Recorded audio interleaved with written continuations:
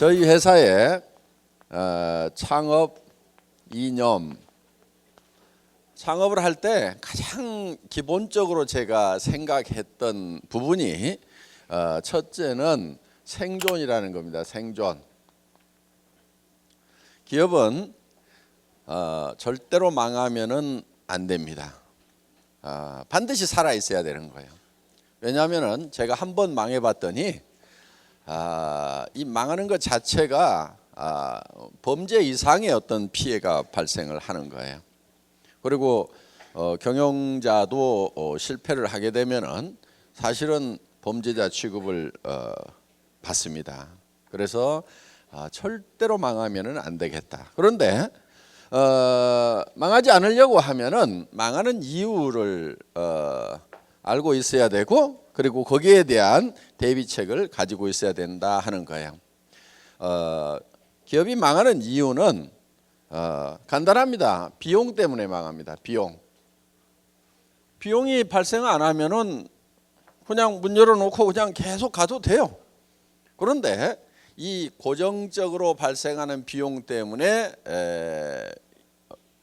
망하게 된다 하는 거예요. 그래서 이 비용이라는 것이 이제 고정비하고 변동비로 나누게 되는데, 고정비 중에서 예를 들면 가장 큰 게 인건비입니다. 인건비.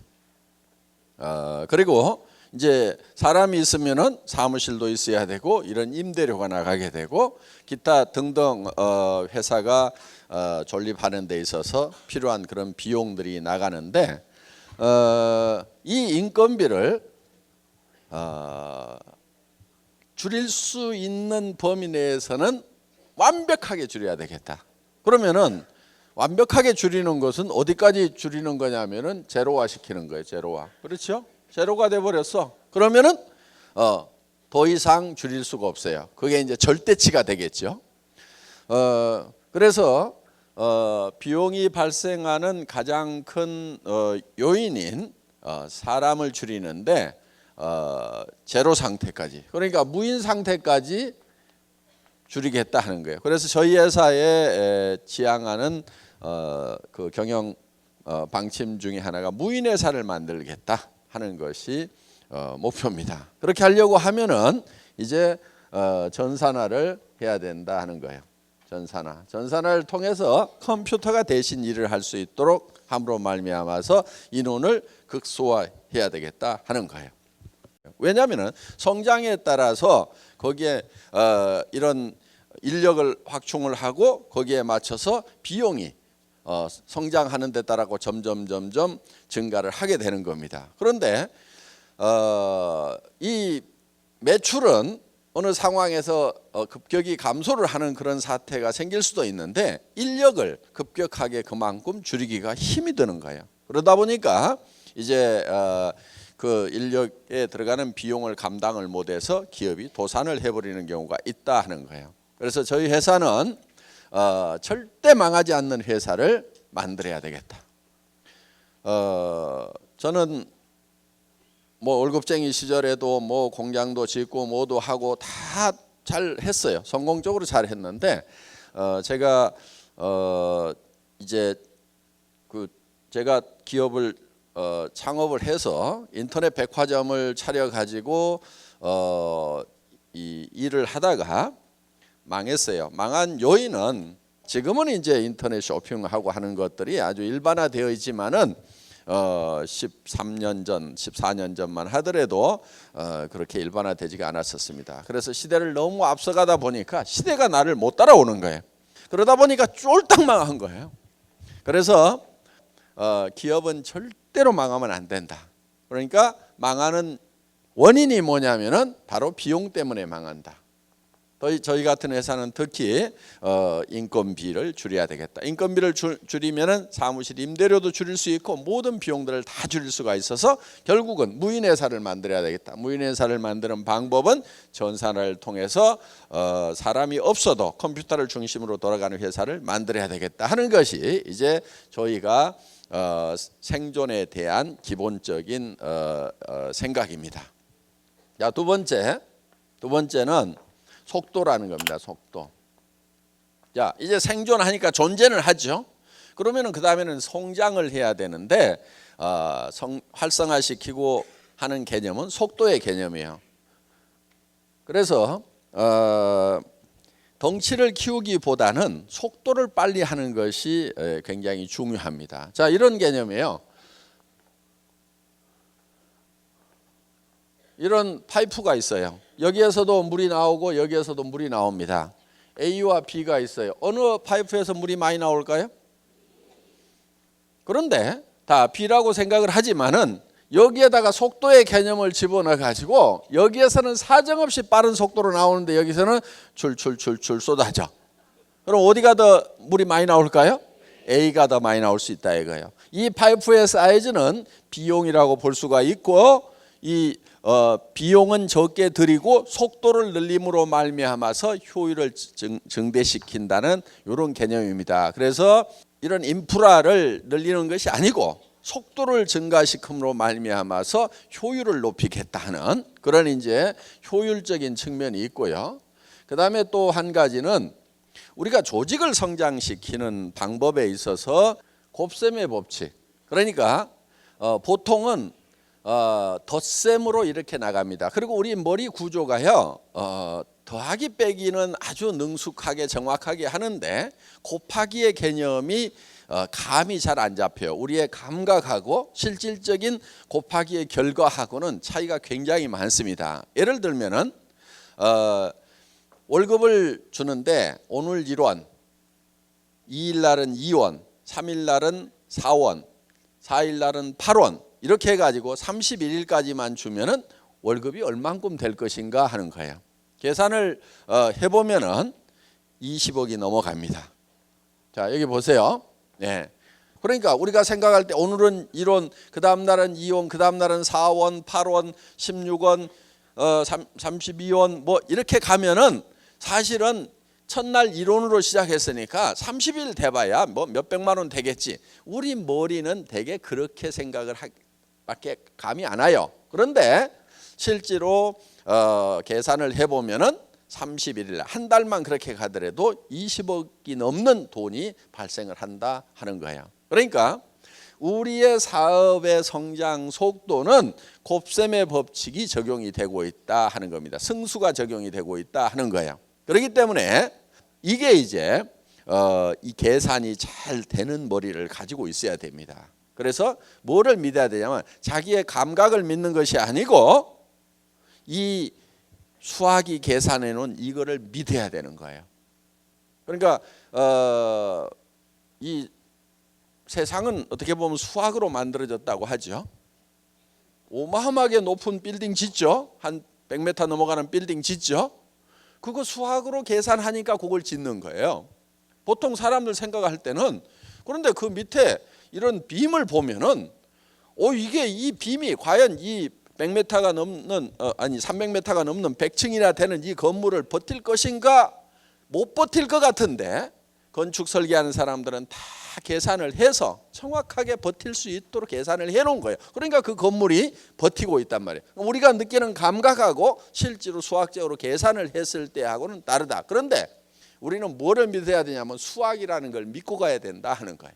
그래서 내가 어떻게 7천만 원을 버냐 5천만 원을 버냐 말도 안 된다. 여러분들의 감각으로는 말이 안 될 수가 있어요. 그렇지만 여러분들이 믿어야 될 거는 수학을 믿어야 된다는 거예요. 곱셈의 법칙을 믿고 가야 된다는 겁니다. 그렇기 때문에 우리는 엄청난 속도가 난다 하는 거예요. 그래서 평생 20년 30년을 월급쟁이를 해도 700만 원 1000만 원 받기가 힘든데 우리는 정말 3년 5년 만에 그 10배에 다다르는 5천만 원 7천만 원을 벌 수가 있게 된다 하는 겁니다. 그러니까 이거는 수학이기 때문에 가능한 거예요. 수학이기 때문에. 뭘 믿어야 돼요? 내 감각을 믿어야 돼요? 아니면 수학을 믿어야 돼요? 수학을 믿어야 된다 하는 거예요. 자, 세 번째는 우리가 이 조직을 성장을 시킬 때 이거를 전달하는 방법이 병렬로 전달이 된다 하는 거예요. 병렬. 지금까지 이 사업을 전개하는 방법들을 보면은 대개가 직렬로 이렇게 전달이 됐었어요. 그러니까 내가 뭐를 배우고 그 다음 사람한테 배운 것을 또 가르치고 또 가르치고 또 가르치고 이렇게 해온 거예요. 그러다 보니까 이거를 배우는데 몇 달이 걸려요. 그래서 또 가르치고 이렇게 했는데 우리는 이거를 어떻게 하냐면은 동시에 가르치는 거예요. 동시에. 이게 이제 동시에 하는 것이 이런 세미나 시스템입니다. 자, 이번에 와서 들어봤죠? 이거를 배워가지고 그 다음 사람한테 자기가 가르치려고 하면 6개월, 1년 들어야 됩니다. 그래도 안 되는 사람은 끝까지 안 돼요. 자, 그런데 내가 이달에 들어보고 야 이거 괜찮다. 그러면 다른 사람한테 뭐라고 얘기하냐면 가서 들어보자. 그럼 나도 아직 다 안 배웠지만은 그 사람도 같이 앉혀놓고 같이 또 복습을 하고 또 배우는 거예요. 그리고 그 다음에 또 데려와가지고 또 같이 배우고 이렇게 해서 거의 동시에 이 세미나라는 시스템을 통해서 병렬로 동시에 정보를 공급을 해주는 시스템이다 하는 거예요. 그 다음에 또 하나는 두 번째는 방송 시스템이에요. 방송 시스템. 우리는 먼 거리에 있는 사람들이라든가 또 반복 교육을 하는 데는 이 방송 시스템이 굉장히 유효하다 하는 겁니다. 그래서 여러분들이 직접 설명을 하는 것이 아니고 이런 방송 시스템을 여러분들이 활용을 할 수가 있고 그 다음에 이 방송 시스템 중에 VOD가 있어요. VOD. 우리 홈페이지에 들어가면은 여러분들이 VOD가 있고 그거는 스마트폰으로도 바로 다운받아 가지고 여러분들이 이 스마트폰에서도 보여줄 수가 있어요. 우리는 그런 우수한 컨텐츠를 가지고 있어요. 자, 제품 품질이 좋죠. 가격이 싸죠. 그 다음에 회사의 이런 경영 철학이라든가 마인드가 확실하죠. 이런 것들을 전달해 줄 수 있는 내용들이 많아요. 그렇기 때문에 이런 정보 전달 시스템만 갖추게 되면 굉장히 빠른 속도로 우리가 기존의 업체들을 추월해 나갈 수가 있다 하는 겁니다. 그들이 예를 들어서 60년 걸린 것을 우리는 10년, 20년이면 따라잡을 수가 있다 하는 거예요. 자, 이렇게 해서 이런 방송 시스템 이런 것들이 바로 병렬로 사업을 전개를 시키는 겁니다. 그래서 속도가 굉장히 빨라진다 하는 거예요. 자, 망하지 않도록 만들었고 그 다음에 성장할 수 있도록 만들었고 그 다음에는 그 같이 창출된 것을 나누어야 되는 거예요. 그게 이제 세 번째 균형이라는 겁니다. 균형. 자, 창출된 가치를 잘 나눠야 돼요. 균형 잡히게 나눠야 돼요. 왜 균형 잡히게 나눠야 되냐면은 우리가 가지고 있는 재화라는 것이 항상 유한하기 때문에 한정되어 있기 때문에 유한한 재화를 가장 효율적으로 나누는 것은 균형 잡히게 나눠야 된다 하는 거예요. 이런 개념이에요.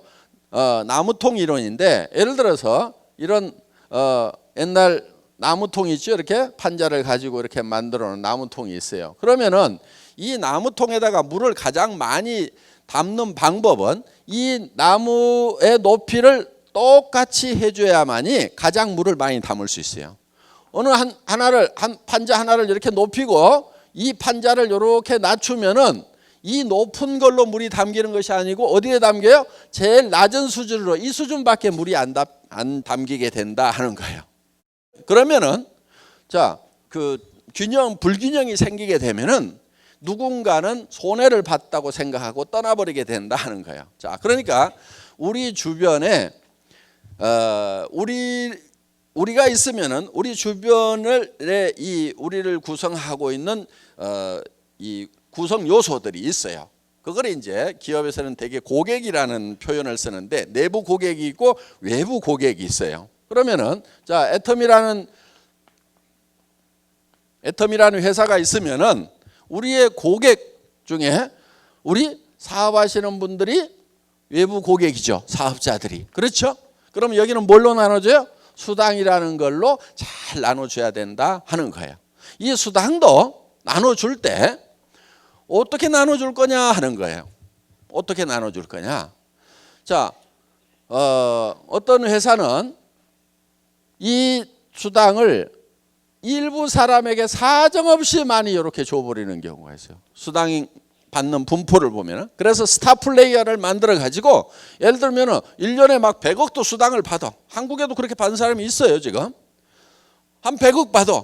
그런데 회사는 대한민국에서는 35%만 주도록 법 규정이 있어요. 그러면 같은 35%를 가지고 엄청나게 받는 사람이 있다고 하면은 회사가 겉으로 내세워 가지고 띄우기는 좋아요. 우리 회사에 한 달에 10억씩 받는 사람이 있다.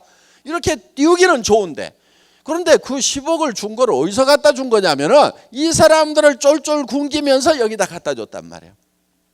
그래서 우리 회사는 그렇게 안 줘요. 이만큼만 줘요. 이만큼만. 그 대신에 어디를 많이 주자? 여기를 많이 주는 거예요. 여기를 이렇게. 그래서 우리 회사의 이 수당을 받는 것을 보면은 예를 들면은 2억 이상 받는 사람도 제법 있고 1억 이상 받는 사람도 그보다는 더 많이 있고, 그 다음에 5천만 원 이상 받는 사람 더 많이 있고, 그 다음에 이렇게 연봉 뭐 2천, 3천 되는 사람들, 이 분포가 이렇게 돼 있다 이거예요. 그런데 다른 회사들을 보면은 이거를 다 끌어가지고 누구한테 줘버리냐면 이렇게 준단 말이에요. 스타 플레이한테 사정없이 몰빵으로 줘버리고 그 사람을 쫙 띄워가지고 그냥 자기도 그렇게 보는 줄 알고 다 몰려들도록 이렇게 해놨어요. 그래서 애터미에서는 야, 이 슈퍼스타들 당신들 능력 있고 하지만은 5천만 원만 벌어도 돼. 나머지는 요리 좀 내려줘. 그래서 좀 능력 없는 사람들도 좀 먹고 살게 해주자. 그래서 끌어내린 거예요. 그러니까 나는 5천, 7천, 1억 가지고는 만족을 못한다. 그럼 애터미 사업을 하시면 안 돼요. 애터미에서는 그 이상 안 주게 돼 있어요. 그러니까 그렇게 주는 회사를 찾아가세요.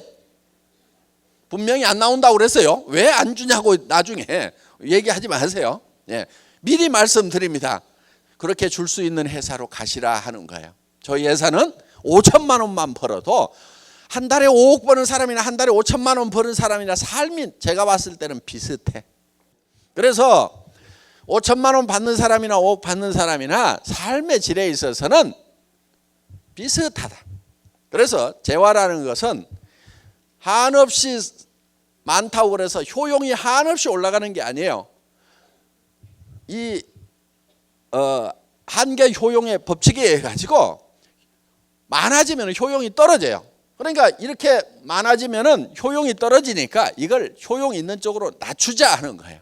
그래서 균형을 잡아주자. 이 먹는 것도 마찬가지예요. 한없이 많이 먹으면은 나중에는 이게 이 욕망이 더 이상 효과가 없어지는 거예요. 이미 배가 불러버린 사람에게 더 먹으라고 그러면 나중에는 고통이 될 수가 있어요. 그래서 이 돈 버는 것도 없을 때 그때 가장 유용한 거예요. 저는요, 세상에서 제일 큰 돈이 300만 원이더라고요. 제가 살아오는 동안에 제일 큰 돈이 300만 원이었어요. 왜? 몸이 아프고 회사 망해가지고 월세방 살면서 제일 큰 돈이 300만 원. 지금은요, 그 당시에 300만 원을 쓰면서 고민하는 그때 저한테 줬던 스트레스 그 비중은요, 지금 1억을 쓰면서 의사결정하는 것보다도 훨씬 더 힘들게 의사결정을 해야 되는 거예요.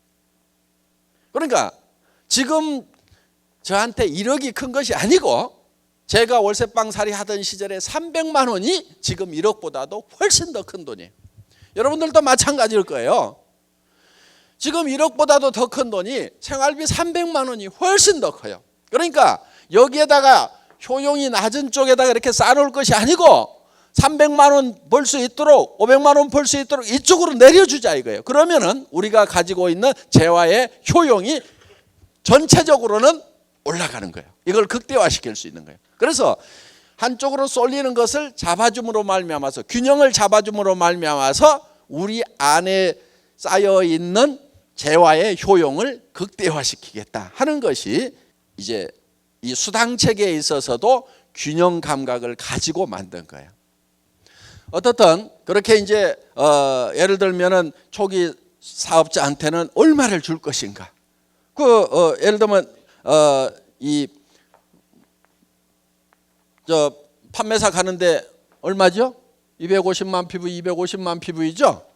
이거를 200만 PV로 해가지고 또 시뮬레이션 해보고 150만 PV 해갖고 시뮬레이션 해보고 그 다음에 300만 PV 해갖고 500만 PV 해갖고 수도 없이 시뮬레이션을 해본 거예요. 지금은 250만 되어 있지만 이 숫자를 결정하기까지는 저는 모든 숫자가 다 들어가 있었어요.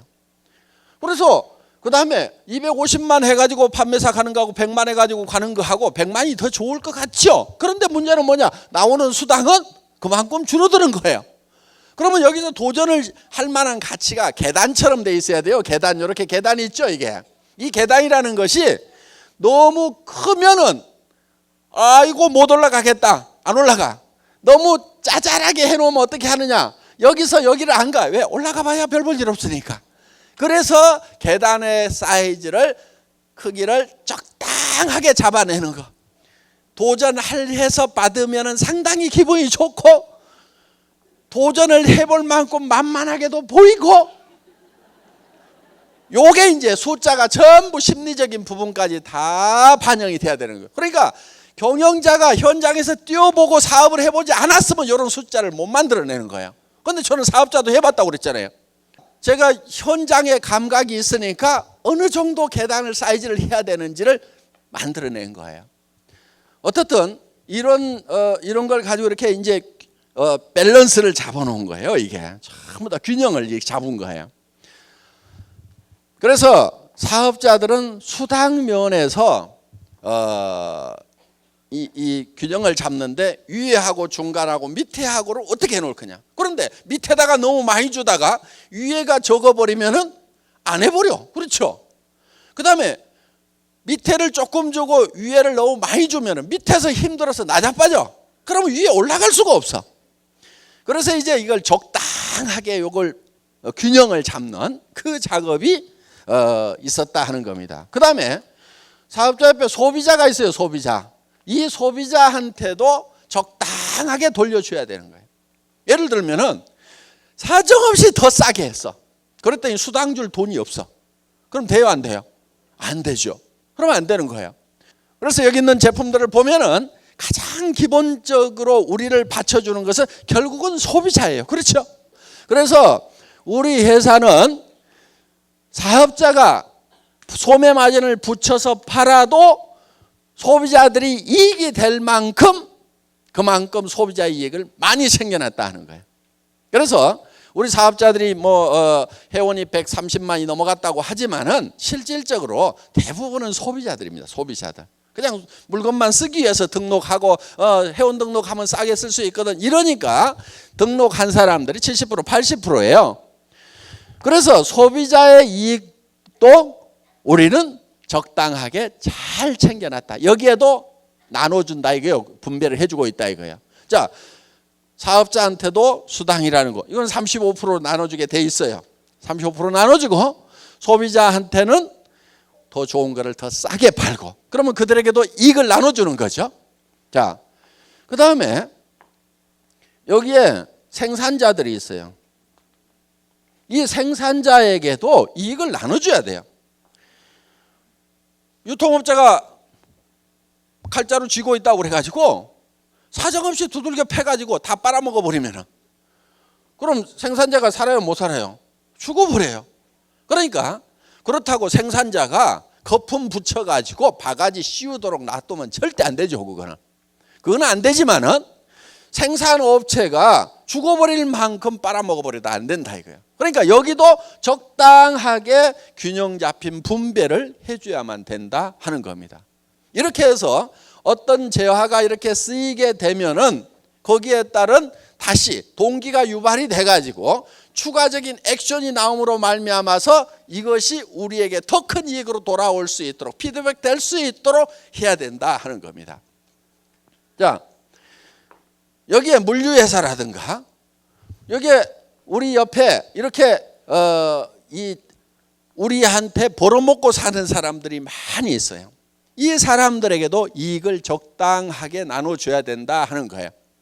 그래서 이런 것들이 균형 있게 이렇게 배치가 되면은 여기 있는 사람들이 다 만족을 하고 더 활동을 더 해서 더 많은 부가가치를 창출하고 그거를 또 분배를 시키고, 그러니까 이 균형이라는 것은 이제 경제 활동이 부가가치를 창출하는 거, 그거를 분배하는 거, 이 크게는 두 영역으로 이렇게 돼 있다고 하면은 우리가 첫째는 생존해야 되고, 그다음에 이 속도라는 것을 가지고 우리는 부가가치를 폭발적으로 창출을 시키는 거예요. 그거를 균형 잡히게 분배를 함으로 말미암아서 영속성을 보존할 수 있고, 그다음에 거기에 따라서 동기부여가 돼가지고 더 큰 이 부가가치 창출할 수 있는 동력으로 활용을 하게 된다 하는 거예요. 그래서 이렇게 많이 받아갖고 남는 사람도 없고, 너무 적게 받는다고 우리한테서 떨어져 나가버리는 사람도 없고,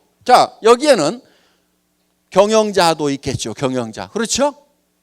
저도 좀 나눠 먹어야 돼요? 안 먹어야 돼요? 안 준다고요? 나 안 해. 그럼 나도. 근데 너무 많이는 안 주더라도 재미가 있을 만큼은 줘야 돼. 그렇죠? 많이 버는 것이 맞다고 그래가지고 한없이 소유를 해야 되느냐? 그건 아니에요. 그거를 다시 2차 분배를 해줘야 되는 거예요. 예를 들면은 장애인 참석해요? 못해요? 못해요. 그 다음에 20세 이하 어린이들 사업 못하게 돼 있어요. 그런데 소년 소녀 가장이야. 그 다음에 연세가 너무 많으셔가지고 여기까지 오시지도 못하는 노인네들도 있어. 그러면 이 시스템에 참여 못하는 사람들에게는 별도의 분배 시스템을 가지고 있어야 된다 이거예요. 그래서 그거는 우리 법인도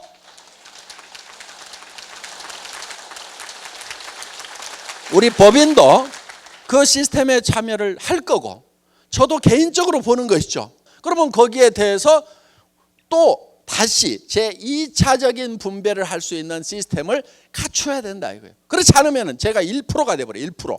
그럼 99%부터 지탄을 받는 대상이 돼버릴 수가 있다 하는 거예요. 그래서 일정한 금액 이상이 되는 부분에 대해서는 그거는 흘러 넘쳐가지고 다른 쪽에 또 분배가 2차적인 분배가 돼야 된다. 그래서 제일 좋은 분배는 이 우리 애텀이라는 회사의 기업 시스템 안에 들어와 가지고 활동을 하면서 역할을 하면서 여기에서 자기 몫을 분배받아가는 것이 제일 좋아요. 좋고, 그 다음에 할 수 없이 커졌어. 그러면 거기에 대해서는 2차적인 분배를 해서 주변에 또 안전장치를 마련해 놔야 된다. 애텀이 사업하는 사람만 무지무지하게 부자고 못하는 사람들은 쫄쫄 굶고 있고 맨날 다 거지돼 있으면 그거 살기 좋겠어요? 그래서 그 사람들에게도 뭔가 사회적으로 돌아가는, 이렇게 해서 분배가 잘 되면은 효율이 극대화되는 거예요. 그러면은 이게 전체가 계속해서 발전을 하는 거예요. 근데 이게 언밸런스가 져가지고 어느 놈이 너무 많이 빨아먹어 버린다. 예를 들면 사업자 중에서 사업자가 사정없이 세가지고 많이 빨아가 버리는 경우도 있어요. 가부와 가지고 어떤 식으로 빨아가냐면은 사업자 협의회가 회사에 납품 공급권을 가져. 그거 안 주면 우리 다른 회사로 가겠다. 그러면 경영자가 그걸 주라고 그래. 그러면 수당은 35% 이상 못 주니까 납품하면서 거기서 기업을 하나 차려 가지고 여기 통과시키면서 이렇게 가지고 사업자들이 이익을 남겨먹는 이런 수법들 내가 알아. 어떤 회사가 했는지 안단 말이에요. 이런 거 못하게 하는 거예요. 그러니까 우리 회사는 예를 들면은 그런 거를 요 회장도 할 수가 있어요. 그렇죠? 납품하면서 중간에다 회사 하나 넣어가지고 여기다 이익 떨어뜨리고 이런 거 할 수도 있단 말이에요. 이런 거를 하면은 절대로 안 되는 거예요. 이거를 못하게 하는 거예요. 제 아주 친한 분이 이거를 하겠다는 거예요. 아니 나 혼자 먹겠다는 거냐, 너한테도 좀 나눠줄 테니까 회사 하나 차려가지고 중간에 거쳐가지고 내가 납품을 해주겠다 이거야. 그래가지고는 하겠다는 거. 이 친구하고 내 사이 나빠졌어요. 하지 말아라. 그런데 쟤 변했다 이거야. 쟤 변했다 이거야. 어차피 금 받고 하는데 그 자기가 좀 여기서 해가지고 같이 나눠 먹자는데 얘가 나빠졌다는 거예요. 제가 나빠졌어요? 안 나빠진 거예요. 그래서 너하고 사이 안 좋다네요. 안 좋아졌어. 내가 이렇게 얘기했어. 그거 네가 그거 하면은 내 동생들이 가만히 있겠냐? 그렇죠? 삼촌이 가만히 있겠냐? 조카들이 가만히 있겠냐? 어이 큰아버지 작은아버지 나도 좀 해먹읍시다 하고 벌떼처럼 달라들 건데 누구는 해주고 나는 안 해주냐고. 너하고 원수 안 되려고 내가 이걸 해주면은 주변에 있는 사람들하고 다 원수 된다 이거야. 그러니까 이런 걸 하면 안 되는 거예요. 사업자분들도 뭐 아이템 가져가지고 중간에서 마진 남겨 먹으려고 하는 사람들이 있어요. 그거는요 될 일도 안 돼. 그렇게 하면 안 해버려. 그거는 제가 일부러 그 아이템 안 실었으면 안 실었지 그런 시스템은 절대 안 만들어요. 그러니까 여기에서 역할이 없는데 이 부가가치 창출을 못하는 그런 데다가 누수되는 거 이거를 철저하게 막아야 돼. 첫째는 막아야 돼. 그 다음에 균형 잡힌 분배를 해줘야 된단 말이에요. 그러니까 여기에서 어떤 역할을 하느냐에 따라 가지고 하는 만큼 그만큼을 적당하게 줘야만이 이 효용이 극대화가 될 수가 있다 하는 거예요. 그런 측면에서 지금 우리는 이제 균형이라는 것을 생각을 하고 경영을 하고 있다 하는 겁니다. 여기까지 하도록 하겠습니다. 수고하셨습니다.